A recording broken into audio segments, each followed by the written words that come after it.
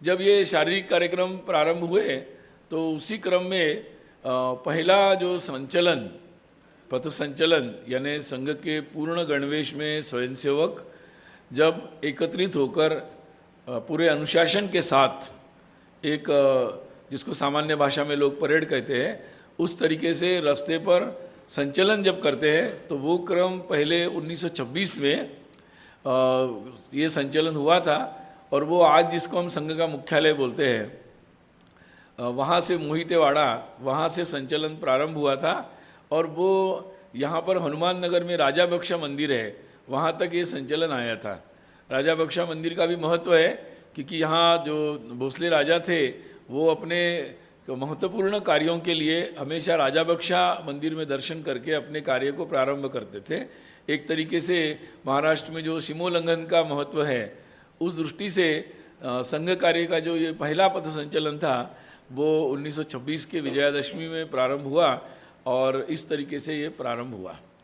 अभी आगामी 2 अक्टूबर को संघ का ये विजयादशमी उत्सव इसी रेशिमबाग के जो बाहर में जो मैदान है स्कूलों का, उसी मैदान पर प्रातः 7:40 पर ये विजयादशमी का उत्सव प्रारंभ होगा। विजयादशमी का जो ये उत्सव है इसकी भी बहुत पुरानी परंपरा है। प्रारंभिक काल में ये उत्सव जैसे मैंने बताया कि मोहितेवाड़ा यानी संघ का आज जो मुख्यालय है जहाँ पहली शाखा लगी थी वहीं होता था।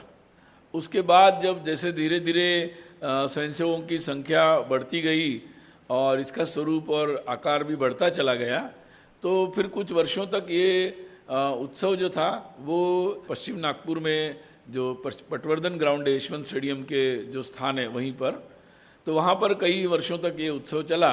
और जब यशवंत स्टेडियम का कंस्ट्रक्शन प्रारंभ हुआ तो फिर ये उत्सव वहाँ से कस्तूरजन पार्क गया और फिर आगामी कई वर्षों तक कस्तूरजन पार्क से ही ये विजयादशमी का उत्सव प्रतिवर्ष होता था।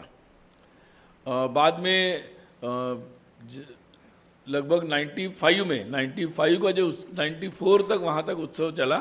95 से जो उत्सव है वो फिर रेशिमबाग में होने लगा और तभी से फिर लगातार यहाँ पर ये उत्सव विजयादशमी का हो रहा है।